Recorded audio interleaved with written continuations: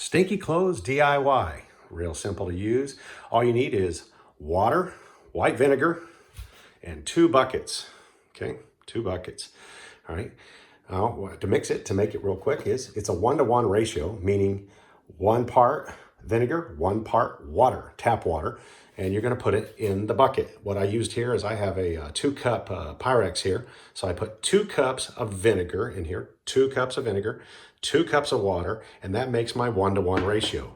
Okay, so it's got to be an even amount, half and half. So there it is right there. There's our mix. Okay, water and vinegar, white vinegar. Don't forget white vinegar. And then you're going to put the clothes in there, put it in there, get it nice and wet. Okay, all right.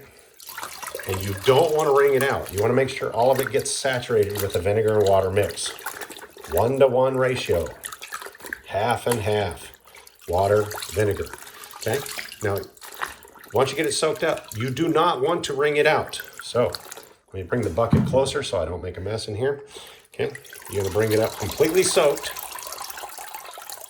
Let just whatever water's on it. Don't squeeze it, don't wring it.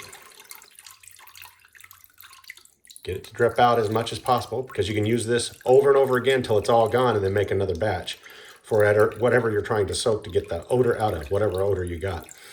Boom, drop it in the bucket. So there it is, it's in the bucket. That's gonna sit for 3 hours. Then you're gonna hand wring it out over a deep sink or the bucket, back into the bucket. And then you're going to wash it with a good heavy duty detergent, okay?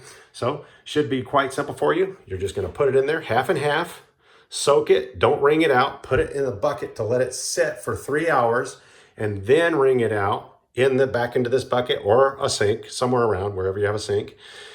And then you're going to wash it with a good heavy duty detergent. It works for me. It gets the stink out. Good luck. God bless.